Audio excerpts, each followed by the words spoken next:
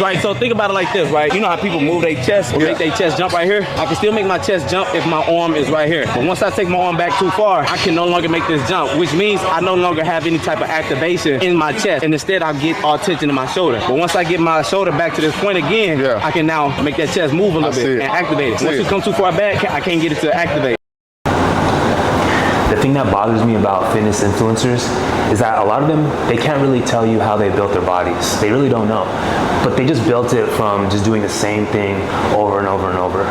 But like with this guy, he's just making things up in his head and he thinks it makes sense without the basic knowledge of biomechanics and the science of movement, and in this case, how the chest muscle and the shoulder muscle work together. He's saying that when you're in this stretched, lengthened position, that it's a waste of time, that you shouldn't come all the way down because all the stress is on your shoulder and the chest is not being activated because you can't flex it, which science will argue that when you're in a stretched, lengthened position, you're going to recruit more muscle fibers than when you were in a contracted position.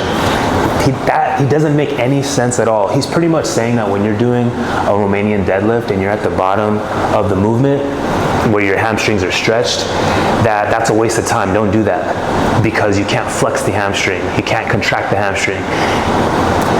Now, one point I will make is that if you have unhealthy shoulders and unhealthy joints, then yeah, it's probably not a good idea to come all the way down because you'll risk an injury. But if you have healthy joints, healthy shoulders, go all the way down in a stretch position on any exercise. You're going to build more muscle in this position from here to here than you would from here to here. You know, fitness influencers, it just makes things so overcomplicated.